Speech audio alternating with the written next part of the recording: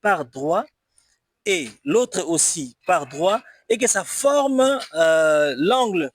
Cet angle, lorsque c'est formé, vous savez, les degrés de l'angle va dépendre du projet. Vous voyez, les degrés de l'angle, les degrés de l'angle qui va ressortir là dépend du projet.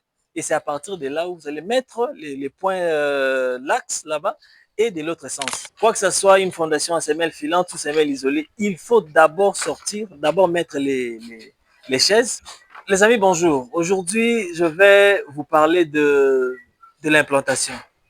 Alors, vous allez apprendre comment est-ce que, avec les axes mis sur les plans, vous allez pouvoir savoir sur le terrain comment les mettre. Donc, comment savoir là où vous allez mettre chaque socle et puis là où les longrines vont devoir passer. Mais avant d'aller loin, nous allons devoir, je vais vous montrer chaque place où j'ai eu à mettre les axes et à partir de ces places, je vais enfin vous expliquer avec ces plans, je vous explique comment est-ce qu'avec ces plans, nous avons eu à sortir les axes. Mais tout d'abord, je vous explique, je vous montre en image tout ce que nous avons eu à faire sur le terrain. Alors les amis, comme je viens de vous dire, vous avez le terrain, nous avons le terrain là.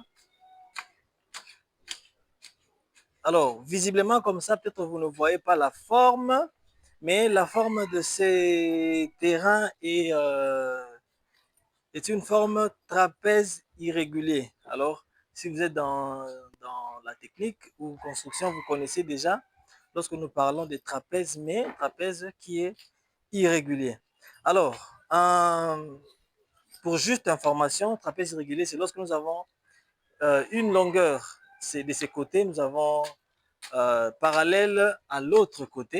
Vous voyez, parallèle à l'autre côté, mais cette autre longueur est oblique, n'est pas parallèle à lui, parallèle sur, mais un peu oblique. Et c'est là où nous parlons de la forme trapèze irrégulier. Alors, je vais devoir vous montrer les axes trouvés. Nous allons commencer par ici. Là, c'est un axe. Là aussi, c'est un axe. Alors, cet axe va être tiré jusque là, au milieu. C'est là où se rassemble l'axe de ces sens et cet autre. Et juste le centre là, c'est ce qui sera maintenant l'axe de notre fuite. Alors, ou bien fondation. Hein. Alors, on est encore là. L'autre axe est là, aussi là. Alors, au lieu d'aller loin sur le développement de chaque axe, je vais plutôt vous montrer comment est-ce que nous avons eu à trouver tous ces axes à partir du plan.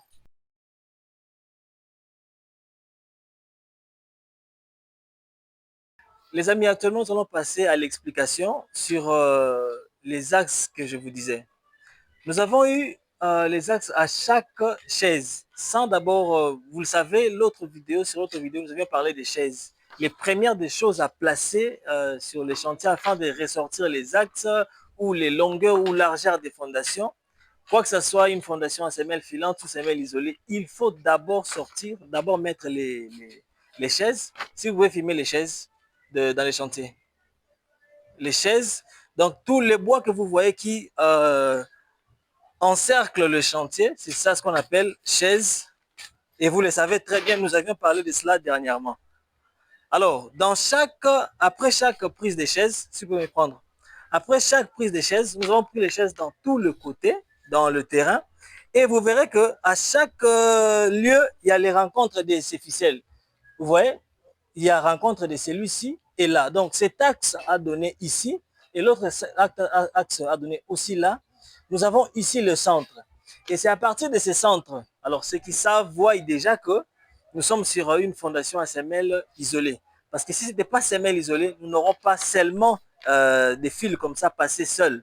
On aura peut-être 2 ou 3 ou 4, ça dépend du type de fondation. Tout ce que nous, actuellement, nous recherchons, ou nous étions en train de rechercher, c'est de ressortir le centre de notre semelle isolée et le centre de notre socle. Alors, c'est à partir de là que nous serons même les centres d'ici, que nous serons même les centres de notre fuite. Donc, ce que nous allons creuser. Alors, à partir de là, je vais devoir vous montrer de très près, en cohérence avec le plan, et vous saurez comment est-ce que nous avons eu à ressortir tous ces axes et les centres que nous avons ici. Alors, les amis, j'ai pris un coin dans notre terrain, et c'est à partir de ce coin que nous allons tout commencer. Coin angle, vous voyez là, c'est pour être un peu professionnel. L'angle. Alors, c'est à partir des yeux, vous voyez que ces bois sont passés comme ça et de ces sens. Alors, ici, il faut que ça soit déjà signifié dans le plan à quelle distance nous avons. Parce que ici, nous avons déjà un mur. Vous voyez, à partir du mur jusqu'à l'axe, au premier axe, c'est quelle distance? Cela doit être signifié déjà dans le plan. Alors, ici, c'était déjà signifié. C'est pourquoi il y a l'emplacement de ces clous que vous voyez là. Ce n'est pas mis au hasard pour après trouver le... Non, ce n'est pas à ce sens-là, mais plutôt bien notifié ou noté dans le plan.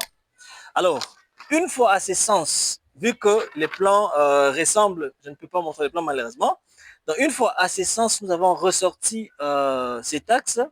De même manière, nous prenons de là, à partir de ces murs qui existent déjà, nous allons faire ressortir aussi l'autre axe. Et c'est là que nous allons le ressortir. Directement après cela, nous allons on va lancer les fils de ce côté et de cet autre côté. Nous créons ce qu'on appelle l'angle. C'est maintenant à partir de cet angle que nous allons ressortir tous les autres centres que je venais de vous montrer il y a quelques minutes passées. Alors, je vais vous montrer comment est-ce qu'on fait cela. Je prends l'équerre. J'ai un bien d'équerre, moi chaud.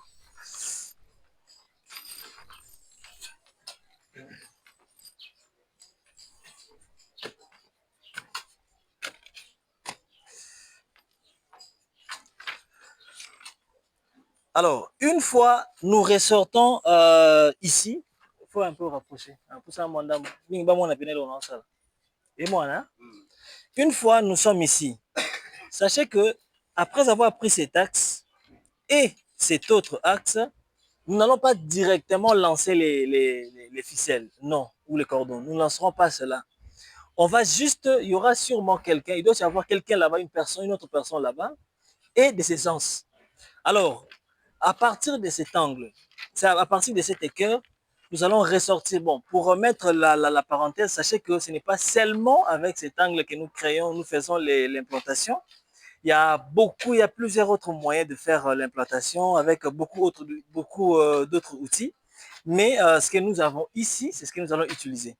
Alors, il suffirait tout justement, si vous pouvez avancer un peu, il suffirait tout justement de prendre la personne qui est de l'autre côté et de l'autre côté, vont être sur les chaises. Alors, à partir de là, vous allez juste ressortir, vous allez juste ressortir l'angle. Au moment où ces ficelles partent droit et l'autre aussi part droit et que ça forme l'angle, cet angle, lorsque c'est formé, vous savez, les degrés de l'angle va dépendre du projet. Vous voyez, les degrés de l'angle qui va ressortir là dépend du projet. Et c'est à partir de là où vous allez mettre les points, l'axe là-bas et de l'autre sens. Et justement à partir de ça, une fois ceci, vous êtes en accord avec l'angle par rapport au projet, c'est là où vous êtes tranquille. Parce qu'une fois que vous ressortissez cela, il suffirait seulement de regarder dans les plans. Par exemple, ici, le plan part directement, dans les plans part directement partout.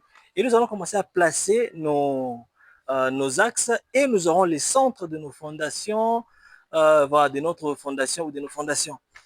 Alors, si les projets étaient contraires à ce que nous avons ici, tout ce que je viens de vous expliquer serait aussi contraire.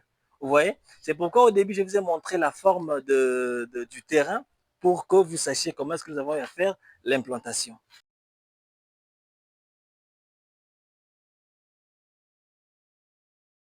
Alors, les amis, on est à la fin. C'était cette toute petite connaissance que je voulais partager avec vous.